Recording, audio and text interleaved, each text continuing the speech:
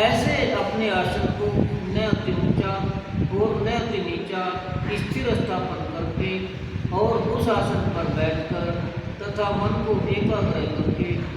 चित्त और इंद्रियों की क्रियाओं को वश में किया हुआ अंतःकरण की शुद्धि के लिए योग का अभ्यास करें। उसकी विधि इस प्रकार है कि काया, सिर और गिरवा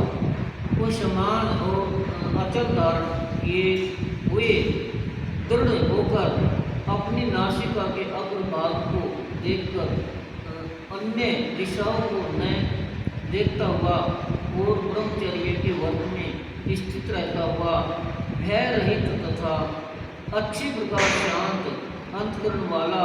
और सावधान होकर मन को वश में करके मेरे में लगे हुए चित्त वाला और मेरे प्राण हुआ स्थित हुए। इस प्रकार आत्मा को निरंतर परमेश्वर के स्वरूप में लगाता हुआ स्वाधीन मन वाला योगी मेरे में स्थिति रूप परमानंद प्रकाष्ठा वाली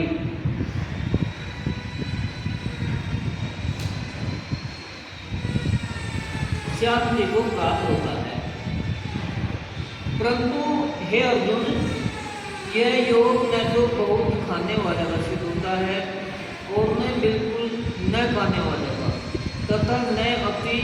सहन करने के स्वभाव वाले का और न अत्यंत जागने वाले का ही सिद्ध होता है। यह दुखों का नाश करने वाला योग तो यथा योग्य आहार और विहार करने वाले का और कर्मों में यथा योग्य चेष्टा करने वाले का और यथा योग्य सहन करने तथा जागने वाले का ही सिद्ध होता है। इस प्रकार योग के अभ्यास से अत्यंत वश में किया हुआ चित्त जिस काल में परमात्मा में ही भली प्रकार स्थित हो जाता है, उस काल में संपूर्ण कामनाओं से रहित हुआ पुरुष योग युक्त ऐसे कहा जाता है। जिस प्रकार वायु रहित स्थान में स्थित दीपक चलायमान नहीं होता है, वैसे ही उपमा परमात्मा के ध्यान में लगे हुए योगी के जीते हुए चित्त की कही गई है। यह अर्जुन, जिस अवस्था में योग के अभ्यास से निरुद्ध हुआ चित्त उपराम हो जाता है और जिस अवस्था में परमेश्वर के ध्यान से शुद्ध हुई सूक्ष्म बुद्धि द्वारा परमात्मा को साक्षात करता हुआ सच्चिदानंद घन परमात्मा में ही संतुष्ट होता है तथा इंद्रियों से अतीत केवल शुद्ध हुई सूक्ष्म बुद्धि द्वारा ग्रहण करने योग्य जो अत्यंत आनंद है, उसको जिस अवस्था में अनुभव करता है और जिस अवस्था में स्थित हुआ वह योगी भगवत स्वरूप से नहीं चलायमान होता है